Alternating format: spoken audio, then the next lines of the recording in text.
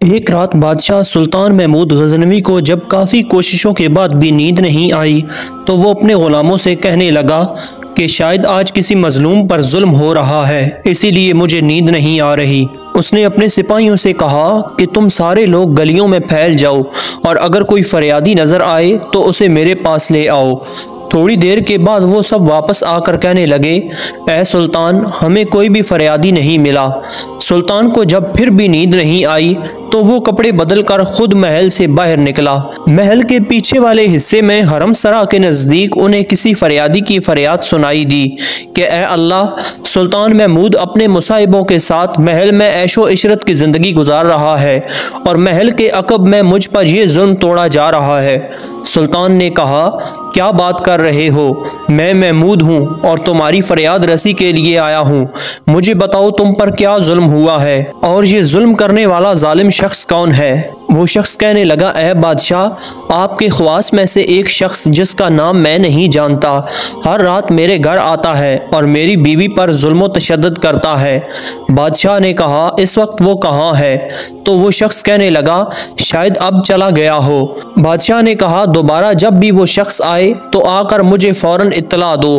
फिर सुल्तान ने महल के दरबान को वो शख्स दिखाया और कहा कि जब भी ये दरबार आए इसे सीधा मेरे पास पहुंचा दो। अगर मैं नमाज की हालत में भी हूँ तो परवाह मत करो।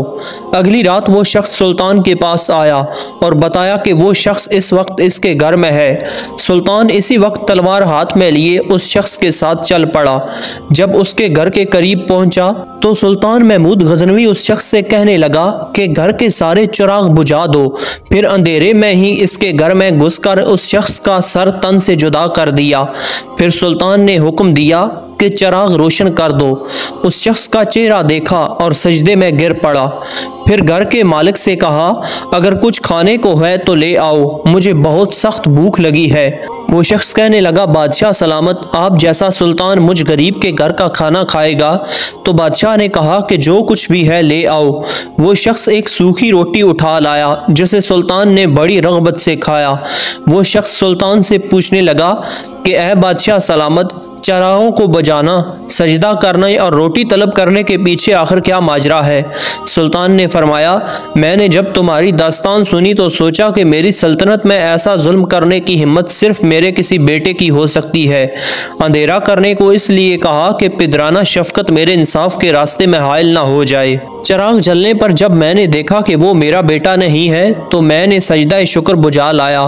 खाना इसलिए मांगा कि जब से मुझे तुम्हारी मुसीबत का इल्म हुआ मैंने अल्लाह ताला के सामने कसम खाई थी कि जब तक तुम्हें इंसाफ नहीं मिल जाता मेरे ऊपर रोटी हराम है। नाज़रीन, अगर आपको हमारी ये वीडियो पसंद आई हो तो वीडियो को लाइक और चैनल को सब्सक्राइब ज़रूर से कीजिए। मिलते हैं बहुत जल्द एक और वीडियो के साथ, तब तक के लिए अल्लाह हाफिज़।